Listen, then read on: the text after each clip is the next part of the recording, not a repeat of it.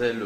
messieurs, bonsoir. J'ai le réel plaisir de vous présenter ces nouveaux numéros de votre magazine sociopolitique qui demeure largement dominé par la marche de protestation contre l'entérinement de Rossard Malonda à la tête de la CENI. Eh bien, autre actualité, nous allons nous appesantir sur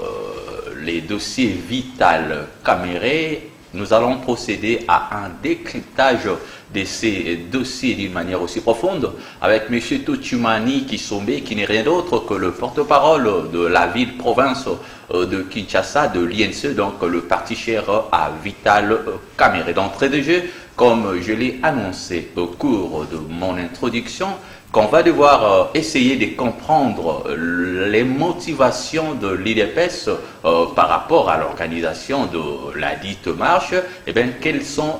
l'impact que celle-ci a eu au niveau de notre société. Nous allons essayer de comprendre avec notre invité du jour, M. Tochumani Kisombe. Bonsoir et bienvenue. Bonsoir, cher frère, M. Philippe. Comme je l'ai dit au cours de mon introduction, donc la marche a été organisée aujourd'hui. L'UDPS proteste contre l'entérinement de M. Rossard Malonda à la tête de la centrale électorale, donc CENI. Comment comprendre cette démarche? D'un côté, l'UDPS est dans les institutions, de l'autre côté, l'UDPS est dans la rue. Je crois qu'il ne faut pas faire semblant. Je ne vais pas pouvoir ici aller par quatre chemins. Nous, l'UNC, sommes préoccupés par une seule chose. Et cette chose est l'injustice que vit le président national, Vital Caméré, cet homme qui a tout donné pour l'alternance pacifique de ce pays. Dès lors, depuis le 8 avril 2020, on dit le temps a suspendu son envol à l'Union pour la nation congolaise. Tous les caméristes, tout le peuple congolais qui a vu la justice reculer de 6 décennies, revenir dans les débuts des années de la dictature avec ce complot. Vous serez étonnés, et peut-être pas, que je vous dise que nous ne sommes que concernés, nous l'UNC, par ce qui regarde ce dossier de l'injustice. Donc je ne donnerai pas ma voix. L'UNC n'accorderait pas une seule minute à ces genres de distractions. Nous avons un complot qui est sérieux, qui est ficelé. Malheureusement, on peut essayer de s'attaquer à la chair. L'esprit de Vital Caméré revendique la justice. C'est pour cela que vous avez vu des hommes aujourd'hui plein d'expérience en politique, mais qui, par un coup de baguette magique, ont dévoilé leurs secrets devant tout le monde. Et ça, ce n'est pas les moindres lesquelles personnes, des personnes très haut placées au sein du gouvernement. Je parle du ministre de la Justice qui a revendiqué le procès, qui a dit que le procès Vital Caméré était un procès dont personne d'autre ne pouvait revendiquer, ni les magistrats, ni la présidence. C'est pour revenir à votre question, pour dire que le temps s'est arrêté pour nous le 8 avril 2020. Le temps s'est arrêté pour vous, je ne vous interromps pas, nous allons essayer de nous apaisantir sur le dossier Caméré comme je l'avais annoncé tantôt, mais j'aimerais comprendre une chose. L'UNC, c'est une grande formation politique au sein du paysage politique en République démocratique du Congo. Tout à fait. On se le dit. Vous allez prendre part aux élections qui se profilent à l'horizon, donc les élections de 2023. Mais c'est le moment de commencer déjà à ménager certaines montures pour que demain, que vous ne puissiez pas aussi être surpris ou bien réclamé comme d'autres. Donc pour moi, j'estime qu'il nous semblerait très rationnel que l'INC aussi puisse s'intéresser à cette question. Non, ne soyez pas, allais-je dire, ne pensez pas que l'UNC n'est pas intéressé. Mais notre priorité, c'est ce que je voudrais dire, notre priorité reste ce procès injuste, cette cabale, ce complot injuste qui a été orchestré contre le président national Vital Caméré. Donc vous résumez l'INC à la personne de Vital Caméré ou rien, c'est ça? Non, il faudrait que vous me compreniez. Du vivant de Vital Caméré, la RDC a bénéficié ok, de son apport considérable. Pour nous, Vital Kamerhe est un leader incontesté. C'est un homme, il ne faut pas pour le plaisir de le faire. Aujourd'hui, 3 mois après, Vital Kamerhe a totalisé 3 mois hier à Makala. 3 mois après, je reçois, merci à vous tous, des soutiens avec une très grande vague de changements dans l'opinion, parce que nous n'avons pas baissé les bras, nous avons continué, malgré que nous étions traités des flatteurs, des opportunistes, des gens qui glorifiaient, des djalelistes. Non, aujourd'hui, lorsque l'UNC a clamé et a dénoncé cet acharnement sur la personne de Vital Kamerhe, cela semblait, dans l'opinion, comme du fanatisme, comme quelque chose qui n'était pas fondé, parce que nous venions d'une année d'intox. Et une année et demie d'intox a été combattue, si je dois le dire. Vous avez aujourd'hui à l'opinion les gens qui se sont rendus compte qu'un homme est injustement mis derrière les barreaux pour ses qualités. C'est comme ça que 3 mois après, je voudrais remercier à travers vos micros tous ceux qui nous soutiennent aujourd'hui et tous ceux qui ont compris, à travers plusieurs messages que vous me lancez. Vous lancez au leader Vital Kamerhe et à la famille politique UNC pour dire qu'aujourd'hui vous avez compris mieux qu'hier le dossier totalement juridique de Vital Kamerhe qui est vide. Monsieur Philippe, j'allais revenir pour vous dire, l'UNC reste très très concerné sur toute la vie politique. Et vous savez de qui on parle. On parle d'un homme qui a une expérience. Vital Kamerhe. C'est un homme aujourd'hui, fort heureusement, nous devons le constater, que depuis que Vital Kamerhe a été emprisonné, la situation politique a quand même dégringolé très fortement. On a voulu, je sais, vous allez me dire, je reste on, mais beaucoup de personnes, et aux côtés de notre famille politique du cash, pour rester élégant, et aux côtés de l'autre famille politique, la FCC, il y a eu des personnalités politiques visiblement qui s'en ont voulu à Vital Kamerhe et qui ont voulu faire de lui une cible pour ses qualités, pour son abnégation, pour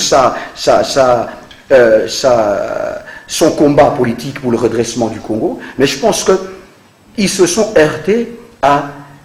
un esprit vivant. Vital Kamerhe reste un leader qui met en avant-plan l'amour et l'intérêt de la nation, comme il l'a fait en 2018 pour le président Félix, pour lequel je vais présenter mes civilités, mes hommages les plus déférents au président de la République, et continuer à soutenir les actions, parce que nous sommes rangés toujours derrière le président Félix. Telle est la volonté de notre leader politique. Mais je pense que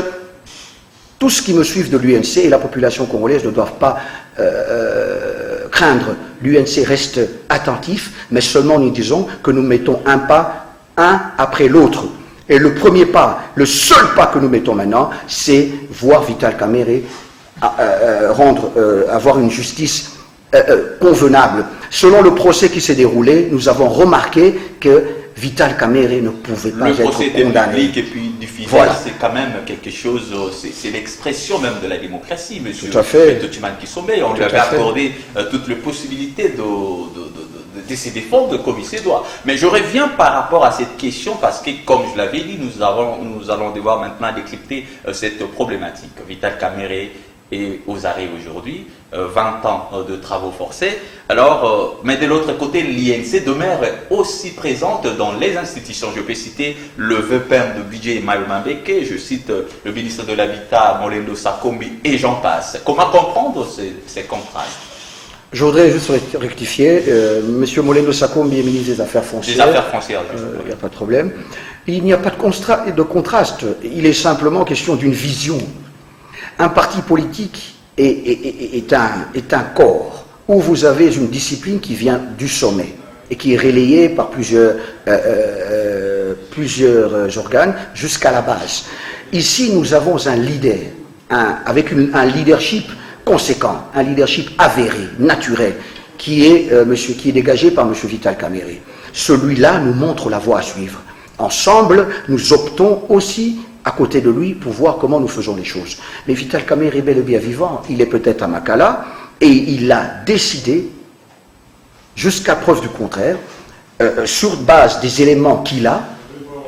que nous restions en coalition et soutenir le chef de l'État, Félix-Antoine Tshisekedi Tshilombo.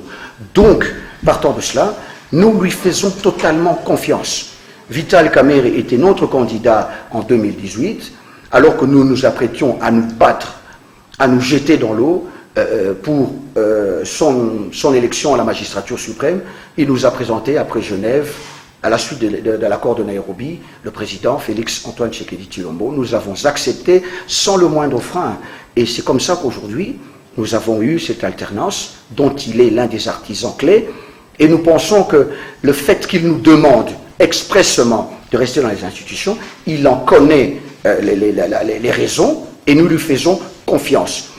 Dès lors que le président Vital Kamerhe nous dit « restez », soutenez le président Félix Tshisekedi, il a dit lors de ce procès « ce n'est pas moi qui suis visé, c'est le président de la République ». Donc vous comprenez qu'avec un leader qui a une vision aussi claire, il n'y a pas question de tergiverser, nous sommes derrière Vital Kamerhe et je voudrais simplement rappeler ici, au vu des manques des preuves, nous pensons que le juge n'a fait que lire. Tout le monde a été quand même abasourdi de remarquer que le juge lisait comme s'il était en train de se rendre compte de ce qui était dans le contenu. Mais nous avons tous constaté, les preuves n'ont jamais été brandies. Je crois qu'il y a eu des supputations, il y a eu des colportages, il y a eu des morceaux de vie des gens, des temps de vie des gens qui ont voulu être rapportés à Vital Kamerhe, mais dans un procès criminel, ce n'est pas le cas. Soit on a un procès politique, M. Philippe, où on fait du n'importe quoi et de n'importe quelle façon, soit c'est un procès criminel où il faut qu'il y ait un cadavre. Il n'y a pas de crime sans cadavre. Et je vais aller plus loin. Je vais aller plus loin. L'expression pièce contre pièce. Alors, dans les soucis d'informer... Tout à fait, c'est évident, c'est évident. Donc, l'injustice qui a été à ce niveau au premier degré, nous faisons confiance parce que nous n'avons qu'une seule justice. Et là, je pense que ceux qui vont pouvoir, après avoir été présents, après avoir vécu toute cette scène théâtrale des acteurs politiques qui devaient promouvoir la justice dans ce complot de Vital Kamerhe, les juges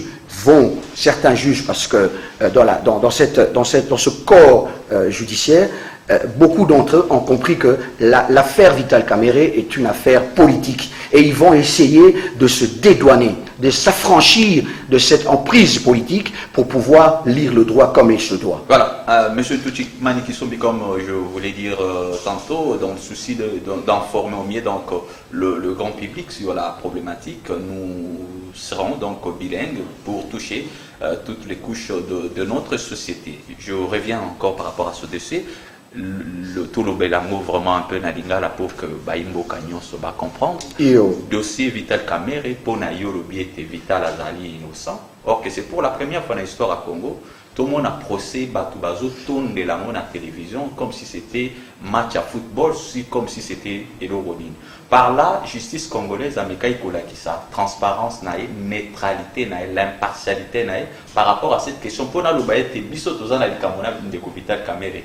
aya alaxa biso prouver biso innocence nae, to landi procès bandeli nango, pe kino nasuka nango, et ben nasuka yaki kosala ete ba sangisa ki ba charge nyonso pe ba pesa ki ndeko Vital Kamerhe mbano il y a 20 ans. En quoi est-ce que Bozoloba, toujours Vital Kamerhe aza innocent pour to yeki na justice, ceux qui battent ba témoin ba yeko témoigner contre yo en charge, eza eloko yaka ko clouer yo mutu baza ko accuser. Tomoni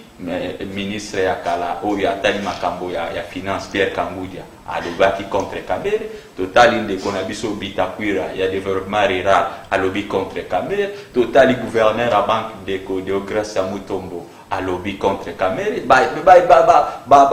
tu baleka ki mingi sikoyo innocence ngo bino bozolo bandeko Kamerhe za par rapport à ni po batona balapa kindai liboso ya bazuzi yambo ete bapesa bamumani balapinda et balobike et salamaki bo innocence ndeko Kamerhe zali par rapport à ni. Merci ndeko nangai na kotonda yo botondi poto zongi na monoko yo bakongole nyonso baokaka me yambo ete na kota na bozindo motuna na yo na kopesa kaka matondo mingi na bino bana mboka oyo boko komisela ngai elongo na nzela na ngai pe boko komisela na mbano directement et pas ya tata mokonzi Vital Kamerhe poko komisela UNC ba soutien na bino pour lelo bino bozale belé o bokanisa kitango toko leka na TV o eza na sentiment kaka pona elongi ya Kamerhe tolinga kango président national na biso na mawana te ezali penza pona souci ya kotala mboka etombwama pe makambo matali justice ezala likambo moko ya bosomi pe ya bosembo. Tobundaki tangu totikaki 1 année et demie ya mafinga tata mokonzi na biso alatami na kombo ya les pacificateurs. Biso bana na yeto akoloba mokonzi kotika boyekende te na botika na kanisi baninga bakozonga na raison. Or que bango bazalaki nde na posa ya kosala ye mabe. 1 année après matongi mafinga etondaki na matoi na bino tokomaki na pasi soki toye koyebisa bino ke Vital Kamerhe azali innocent. Mais lelo po totiki bitumba wana te nazali na esengo ete bozali ebele ya koyebisanga tochumani félicitations po ete lelo pe na lisungi na yo ya kolimbola makambo elongo na bandeko mosusu ye moko mokonzi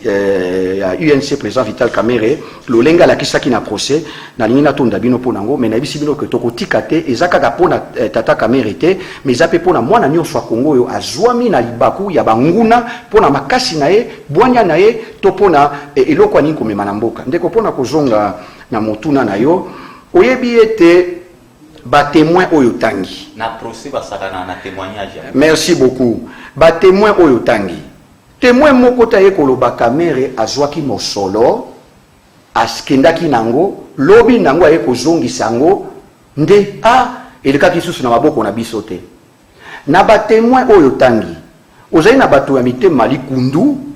oyo bango bamoni ete tozwi tango Kamerhe wana leki maele Kamerhe wana a une expérience tika tokende koboma ye po ete tozwa place na ye. Mais liboso kozwa place ya Kamerhe le kape parcours ya Kamerhe mona pe pasi Kamerhe amona nde wana okoki kozwa place na ye pona kozonga na eloko etali procès criminel procès pénal na yebisi yo moto ya simbaka mosolo ya présidence alobi ete ngai tangu na pesi ndeko Muima Jano mosolo elekaki na maboko ya Vital Kamerhe te alobi lisusu tozali na procès pénal tikanga si sandeko pardon Kaluba a démontré qu'il ne sikana te Vital Kamerhe responsabilité des ali crime intellectuel ndeko Kaluba omoni soki intellectuel les atomes na mutokota ça le cerveau non ndeko nangai stoling eloko moko pe eloko mosusu mbala moko te tozali kotambola selon mibeko ndeko Kaluba azali mutu mayele keba mutu mayele pe kaka ndeko Kamerhe alobaki wana azali intellectuel bango wana baboyaki tangu yesu kwa komi koloba ezali procès intellectuel donc il y a un intellectuel pour comprendre nango te tozana ka likunya te soki moninga lobi likambo ezali ya solo neti uti pa na ote olati zuwa omoni neti ya kitisi yo non na lobi boye procès intellectuel ezalaka détournement intellectuel ezalaka te bayimboka pola nangai malamu tokoki koloba non balobi détournement de deniers publics koyiba kanyaka pe mosolo to biloko ya l'État mibeko elobi boye il faudra que yo osimba yango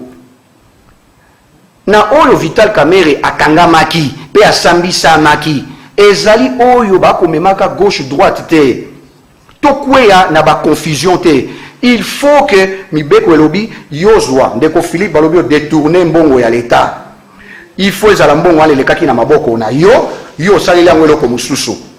nazongi mpona koloba ete awa ndeko ya présidence comptable alobi mokolo moko te na mosolo nyonso banda 1 année et demie ya mosala ya ndeko 1 année ya mosala Vital Kamerhe na présidence kuna esika ya papa mokonzi Félix te tikanga na silisa c'est important yo yebi ngai na yebi mais bandeko tokopesa réponse mpona bango misusu bayebi te yango wana nakolimbola mpona bango sikoyo alobi ntango ngai nazwaka mosolo etali présidence namemaka yango na coffre fort na ngai mokolo moko te Vital Kamerhe atika kozwa mosolo na bureau na ye akabola bato wana etali nalobi ezaleli ya moto mpo boyeba mpo lelo tozali kokamwa Vital Kamerhe président national ya UNC batanga ye na makambo ya salite wana alors kagéraki $millions na assemblée nationale touti na présidence oyo asimba mbongo te olobi ministre ya budget Pierre Kangudia ayaki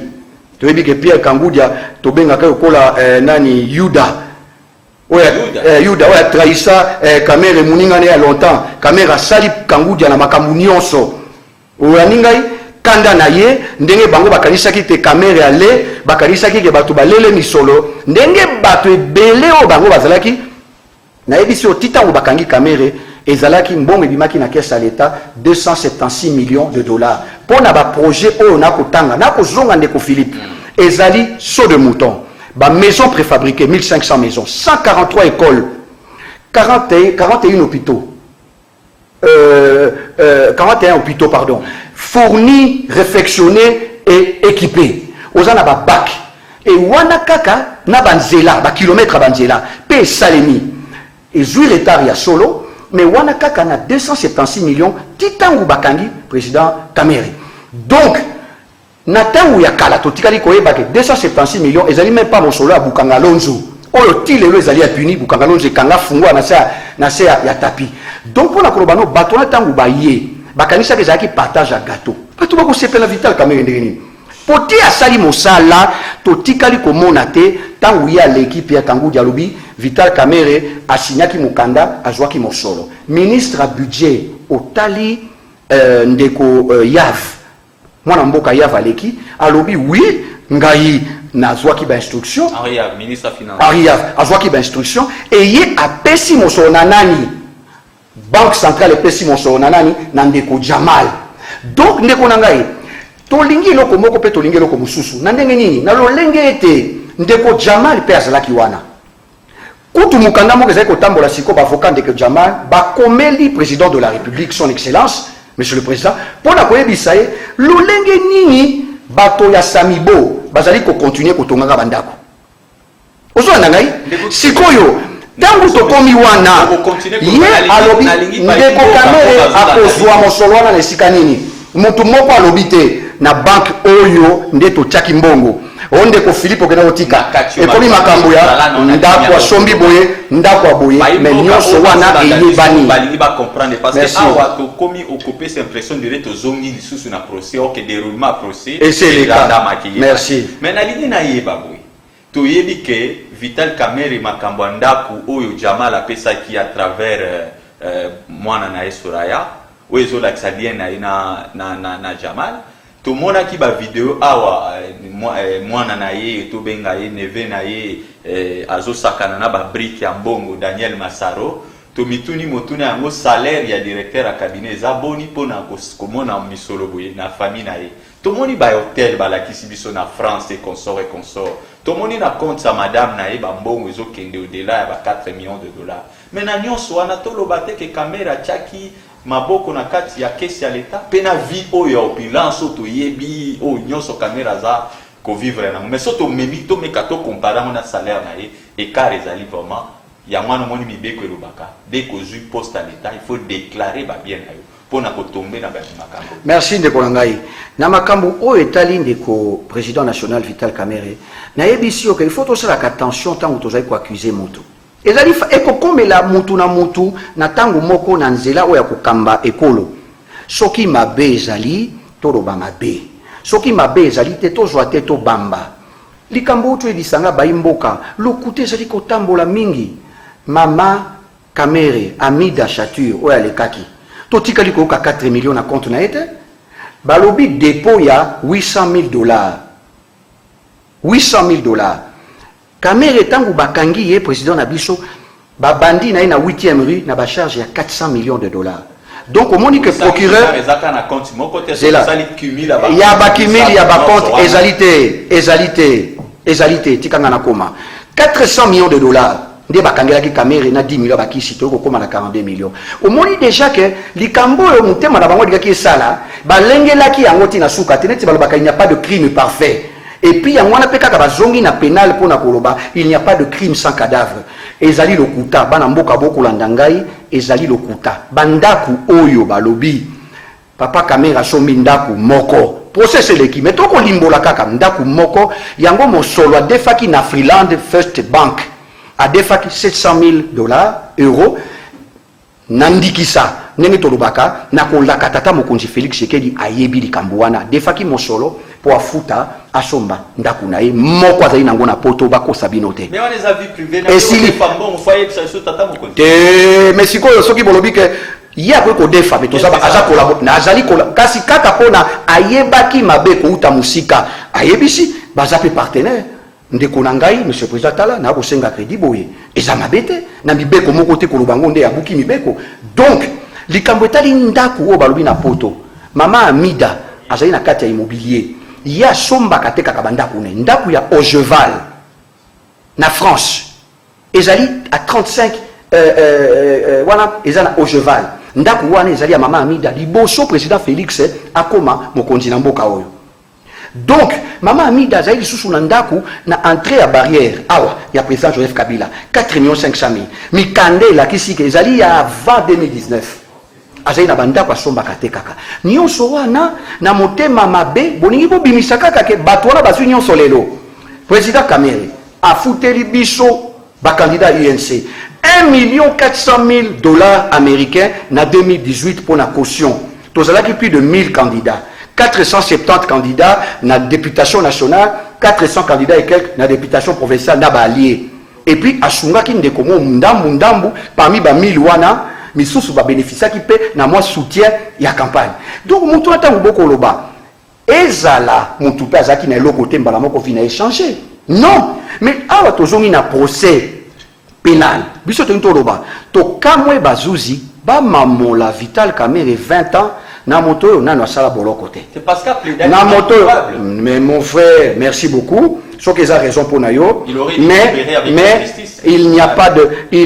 de coopération autre que la vérité. Ce qu'il a dit et ça se ezomonana. Ce qui bato ya mokili oyo ba boyi ko tambu sa vérité na ndenge longo bani nzambe yo azali kolo akotia vérité na nzela na yango na ndenge ya makasi yango wana moni débandade o ekoti Vital Kamerhe na isika moko te pona silisa a procureur asisi kotanga Masaro papa oyo Masaro asalaka alalaka na ndako ya Vital mwana ya Vital Kamerhe oyo akokisi 18 ans kei oyo akosala ekotouche biso parce que toi famille toali to koti na molimo na tata na to koti na bondimi ya nzela tata na pona kotombo lekolo mais ekoangager ye moko eloko nini olobi na ngali kamandako bobuki lokuta bokosi makasi pe bo fabriquer makambu mais simbité pona nini ndako etondi mai ya 50 mètres ndako te zamba pamba ya 50 mètres sur 70 nde wana Vital Kamerhe akondima yango pona akotisa maboko na salite mais tangu pe balobi Masaro ayebani na bana ya Jamal neti ngai na kamwe kutango na moni bana ya Jamal misusu bakoloba da vidéo à partir ya baliban kuna po toaki na ba camarade wana ville tozwaka mwa kopo moko kuta na esika moko mwa ba sport esika moko donc soki kokei poza ngapi na koza na finité na bango mais awa tozongi koloba procès pénal tolinga te soki otuni peuple congolais mosolo boni Vital Kamerhe ayibi eyebani te yo somona procès ya bongo sikoyo tango bokoloba na mutu ok 48 millions de yibi mais na 48 millions wana 1500 maisons ndeko Jamal alobi et c'est commis na baport nyonso sikoyo tokosala na 1500 maisons nani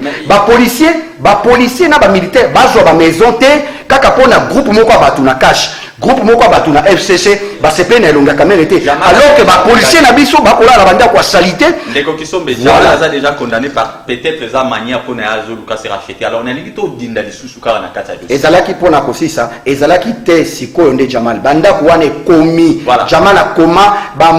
mwa liboso poso e banda pona kosenga na tata mokonzi pe na gouvernement bakoka kubimisa banda kwa na atonga yango vous allez bele bozolanda biso bo continuer koma mais bo bengate mituna na bino bo koma to koyebana ko faire parvenir à moi pa ya mwana mboka to Chimani Kisombe wazali molobeli ya formation politique e bengami na kombo ya INC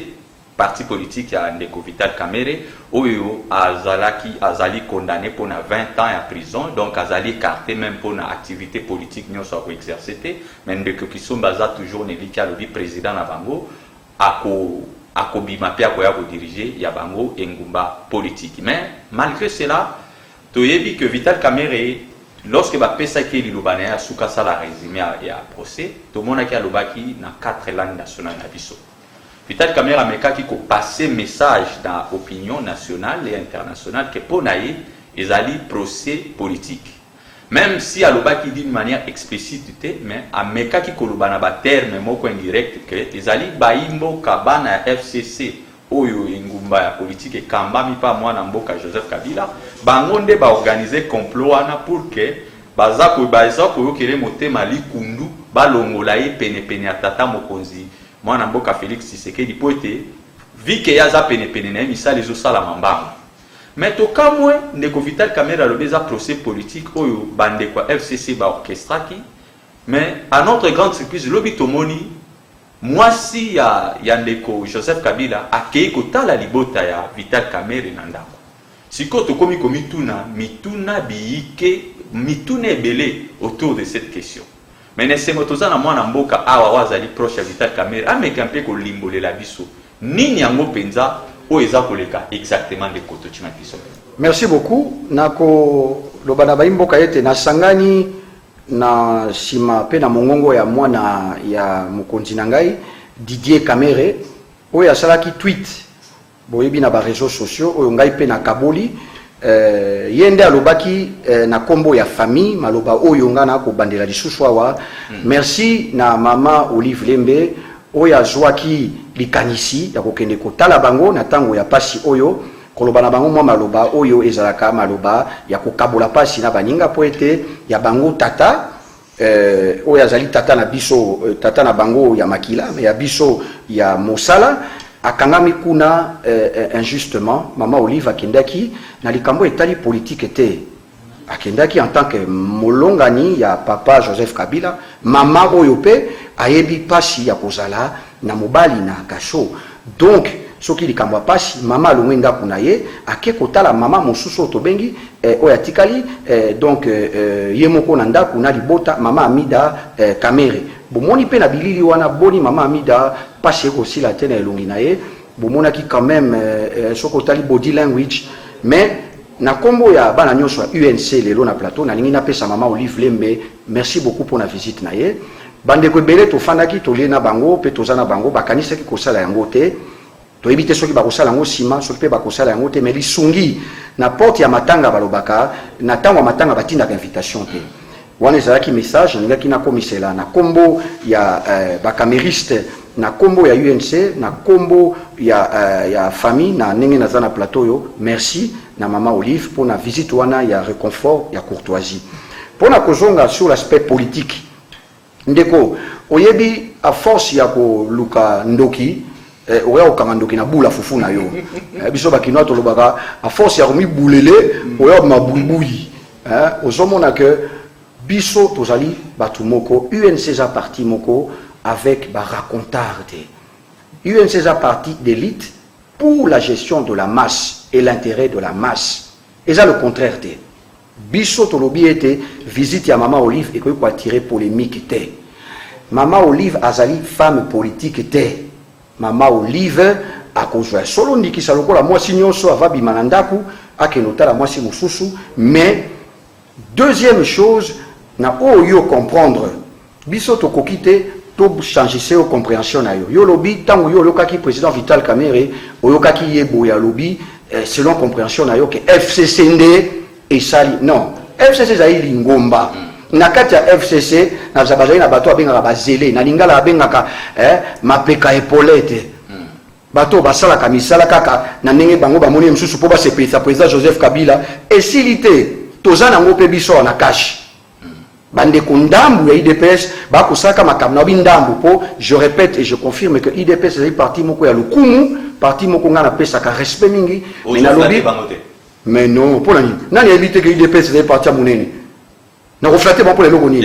nazali mwana mboka nazali camériste ya solo ngai nazali poto koloba wana ndenge bwanya na en terme de lutte batu bayebi ngai na vérité bayebi ngai na vérité donc permettre na citer mutuna oyo o deviango kitoko penza na mayele nyonso expliquer que maman Olive akendaki na cadre politique te na cadre africain mais na yaki na si sa cadre politique au katingai si sa cadre merci sikoyo na bandeko lobawa est-ce que tant au président Vital Kamerhe a lobby ce n'est pas moi qui suis visé Abi c'est le chef de l'État mais aloba qui était FCC donc yo moni ndeko Marcelin Bilomba conseiller à Ecofin azali muto ya FCC oyaki ko oye koloba na batu olobi je suis donc la caméra bisé 62 millions de 57 millions mais caméra bimisaka mosolo terreur na ye aluka muto abimisaka mosolo encore une fois likunia pe mutema mabe ezobisa batu buzoba caméra bimisaka mosolo te le gouverneur a banque a utilisé même réserve d'échange mais caméra lobaka merci caméra lobaka loko te caméra azali un directeur du cabinet mokonzi ake akuti 211 maisons otongama mokonzi wana natangi le président Félix Sekedi avec les hommages les plus différents atali na souci ya mboka amoni ete 211 maisons esalami na Kanchachi asepeli nango alobi babakisa bandako garde républicaine oyo mokonzi na bango général alekaki na procès donc totika kotia maloba na monoko ya président Kamere oyo asali te ntango ye akomi eza bainstruction ya mokonzi ya mboka priorité ezali bato balia mbongo yo oyoka réserve d'échange oyoki so wana nde ebangisi yo bato bapia mboka oyo bato attends mbongo ebimi mosolo ebimi bukangalonzo eloko te oyoki kuna 200 millions eloko te oyoki banyongo nyonso ya FPI awa kombo ya Kamere eza te eloko te misolo wana nyonso tokota banyongo awa ebele ya bamisolo mosusu esuka baposha bato soki il faut toucher réserve d'échange pour intérêt à ba policier na ba militaire mabe ezali wapi voilà mon soldat ezali yana les émissions et combo nango ezali ko donc rôle nango ezali to limbolela bino makambo etali nkita pe actualité ya mboka ebele bakomela inga bazotuna mutuna lolenge nini dollar emataka soki réserve d'échange na niveau banque centrale ekiti sili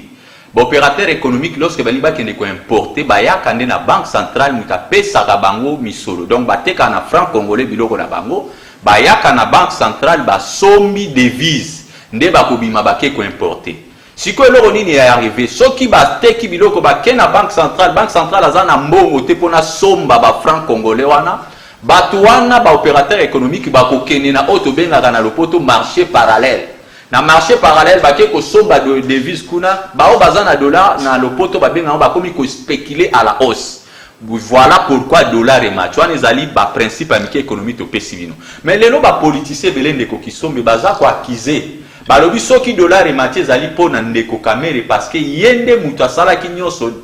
réserve de change ndeko Kabila tikela ki bango parce que ya ba kota ki na pouvoir Kabila tikela ki bango 1,7 milliard de dollars na lobby bien 1,7 milliard de dollars lorsque passation pouvoir et salami et zalaki na banque centrale. Yango kutu bande ko FCC bazo betela tolo ba biso to tikela ki bango mbongo mais bango ba silisi nyonso bota la skonde lelo dollar ezomata. Tolo baninde ko Kamera za docteur en économie. Ba principe nyonso to expliquer ya yebi yango malamu. Azalaki pene tata mokonzama ko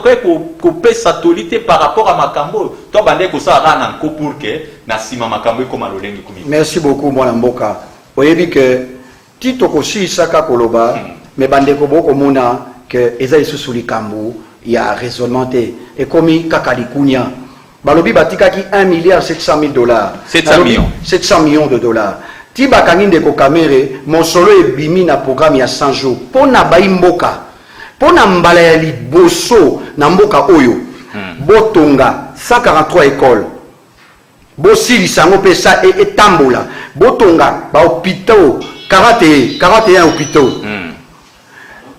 botongi botie biloko ko soigner population ba barge na banzela ba saut de mouton na 1500 maisons kaka na 400 et quelques millions et sengamaki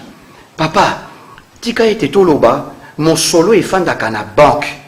na mon solo yo botier pour na améliorer conditions à peuple même na économie pour na yango et susciter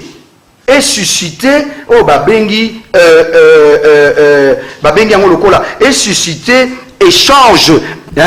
et susciter fluidité donc et boti c'est la mosolo koleka parce que mosolo est fani na banque soki ba condition ya échange économique babengi banzela et fandeli ya bateau ba hôpitaux ezali malamu te et koki mbongo wana et koki kokita valeur mais soki l'état tiango investir yango na ndenge longo bani et ko permettre ete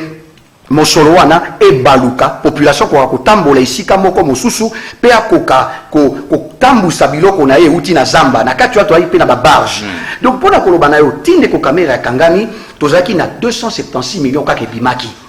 nde misale ko salema mosusu sima nde omonaki ndeko ministre ya budget na bayi mosusu bakendaki kokuta na premier ministre ba salaki plan ya décaissement o to bengi pona ko bimisa mosolo silisa banzela tolobi boye ezali kopesa batu politiquement pasi ezali ya solo batu oyo ba gérer 18 ans bango baningi bakoma ba donneur de leçons na 1 année et demie non mon solo wana ndeko Vital Kamere azali responsable numéro 1 il y a 100 jours te Ndeko Vital Kamere, voilà, le superviseur numéro 1 est le président. Le programme est au président de la République et les lots aux alliés fiers na programme wana parce que talati lelo, oyo tokosala tokoti na bagege bango ba arriver bateau ba sangani na complot wana ba arriver ko fragiliser cash. Yebisanga isikoyo à part programme ya 100 jours. On a kati tobosani kotia likambo etali gratuité de l'enseignement. Lelo soki ezaki likambo ya Covid te oye beti maladie moko biso nyonso tozo subir mais chef de l'état na programme na ya gratuité de l'enseignement alingaki kokoba kosunga atako ko injecter mbongo social wana soki papo tinda ka mwana classe moko mibale oko fute sous minerval te et ko zonga na panier de la ménagère. On peut faire l'explication nyonso na ndeko question beto tkel na 10 minutes na ina tuna yo question moko ko renchérir question ngana. Après tout, il y a des questions, des téléspectateurs ou des commis. Merci beaucoup. Alors, lorsque Ndeko, vice-premier ministre, Ouazali en charge de la justice, garde so, Ndeko Tunda Kassende, lorsque va interpeller qui est dans la cour de cassation par rapport à Makambo, Toyebi, à loi Minako et Sakata, tout le monde a qui Ndeko Nabiso numéro 1 à PPRD, Chadari Lolenga Silikaki. Nakata kanda na ya zana maloba wala shaki o biso ba journaliste pe to zwaki to krokaki wana pe yango tozo tunela o mutuna ndeko Shadari na kanda na lorsque zoloba par rapport ya makambo état de droit aluka ki s'approprier l'état de droit pour aloba ki état de droit ezali ya ndeko Tshisekedi tende bazoloba état de droit ezali ya biso kutu procès o ba kangeli ndeko Kamere ce qui boyebi te muto a initiaki parquet instruisaki parquet balande la Kamere ezalaki ndeko ya vice premier ministre en charge de la justice toloba nini na likambo wana donc to pesa ndeko Kamere raison nenga lobaki bandeko FCC bango nde ba livrer na makambo nyonso eloko na ko corriger ndeko Kamere atanga FCCT banguna ndeko Kamere bazali na ngambo mwa mingi sikawa tango lobi na ngai ya lobi que procès wana ezali bango ne mutu bazali suba na base ya état de droit que babeti to pona procès wana mais okoyebisanga nini tango balobi ke ndeko Yuma ke ndeko Samba na 200 millions oyo ezali il fallait justifier bango balobi soki basimi ndeko Yuma bako paralyser mboka kaka mutu wana azongi pona koloba ete biso tozali na base ya état de droit est-ce que je m'en atte que toboité que tozali sous na respect à population te tozali sous na kilo na maloba na biso te non tozali bazobate voilà OK to moni et puis tozali na sengo e poete bazuzi o ba kotala kanda te aboki maloba bonge pesa bino kanda to esengo na kosisa te toyoki kanda nkele bakino bayebi yango kele zei mawa pona kotala ete bato basengeli ba mema justice liboso bakolukaka ko sala justice ezonga sima donc to sepeli pe parce que makila ya Kamere ya président Kamere e ko fandisa bango kimiate makila na nini ya kufita zana non makila zaka likama ko kufate makila ezali que tango mutu botie na nzela ya pasi esprit na ye e ko antebino boko pema na kimiate yango wana bato wana lelo ba juge ba moni ete zana posa totanga ba question ba téléspectateur totanga pona sukisa ba juge ba moni ete biso to sepeli po ete ba juge ba moni que effectivement ba ninga na bango mususu bazali ko kanga bango na ba politique to bazuzi siko bakozwa penza liberté et action na bango nde to tondi bandeko wana ba continuer na ba erreur wana po ete ba ko dévoiler ba kamuna bango ba ko salaka contre la biso ndeko Kisombe Motuna oyo ndeko Vital Kamere na campagne électorale a présenté biso programme à monene il y a plus de 120 milliards de dollars et puis na simanango toyoka kia bandeko avancer ba théorie ceux qui bango ba komi na pouvoir ba kokomisa Congo lolenge ya Brésil ya Lula mais tout monde y est penepena mokonza mboka bango na pouvoir place ya agriculture ezalaki wa donc maloba Kamere ezalaki nango kaka pona ko sepelisa monoko wana motuna liboso ndeko mi bala lobi est-ce que n'est-ce pas l'IDPS qui a voulu se débarrasser de Vital Kamere pour l'élection de 2023 et répondre non à Mibale et puis merci beaucoup ndeko yo landi otuninga motuna na likambo etali nyoso Kamera lobaki président Kamera UNC lobaki na tango ya campagne moyebi bien que ndeko Kamera bimi président de la République te azali nde partenaire ya Yambo oyo siko azali na tika ya pasi pona maele na bokasi na ye alingaki kosala pe kotia maboko pemeni na mokonzi ya mboka banguna ya mboka batie na pasi ezali différent lelo même président Félix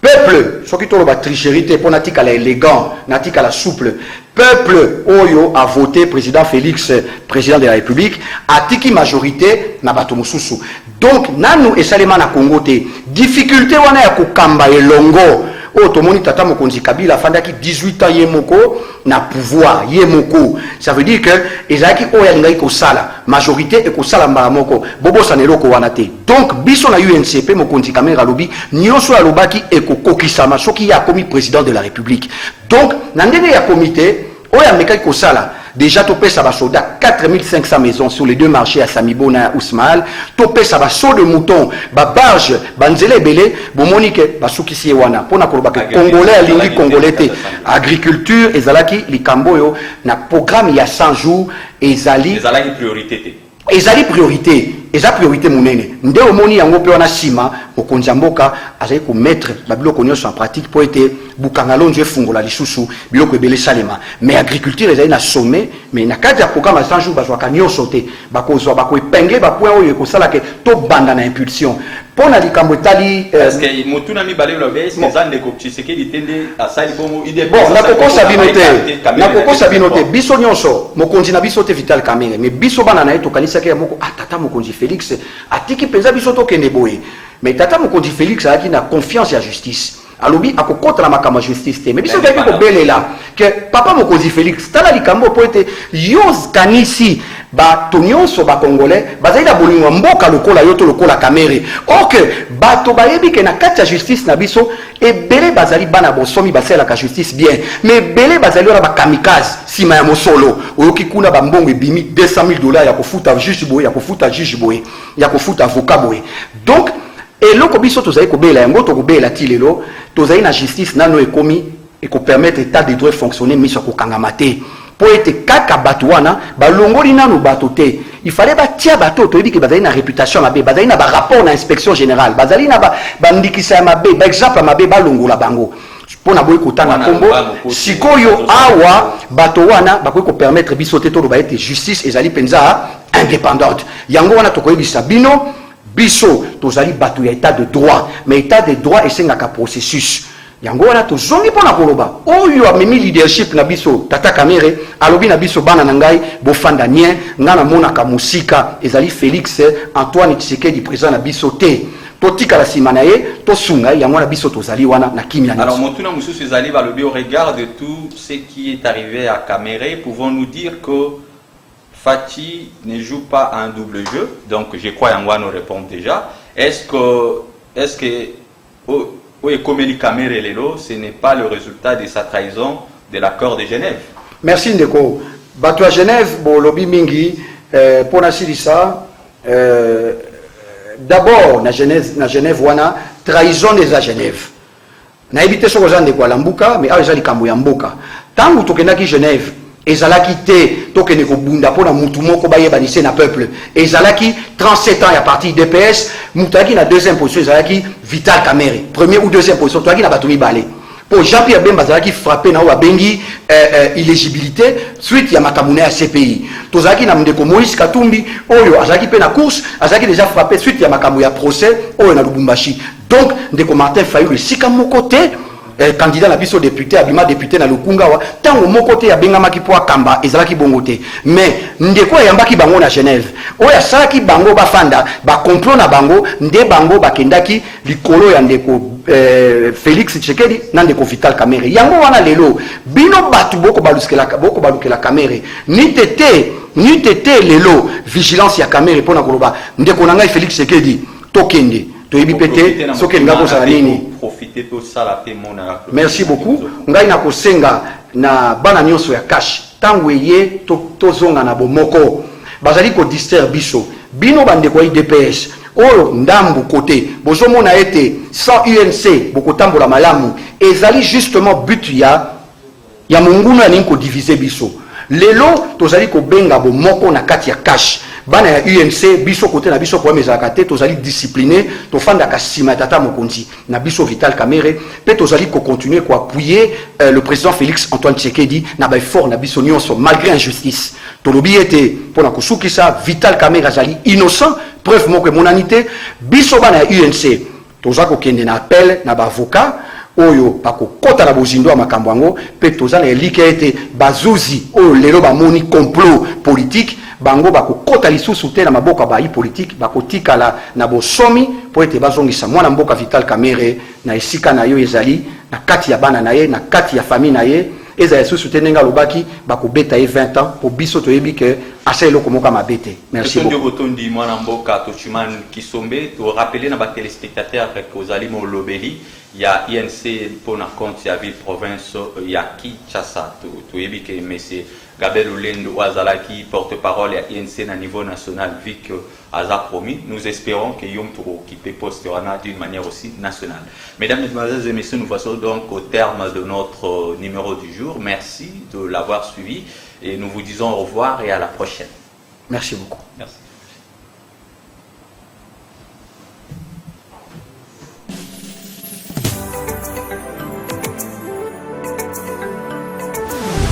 Première radio et télévision satellitaire au Congo.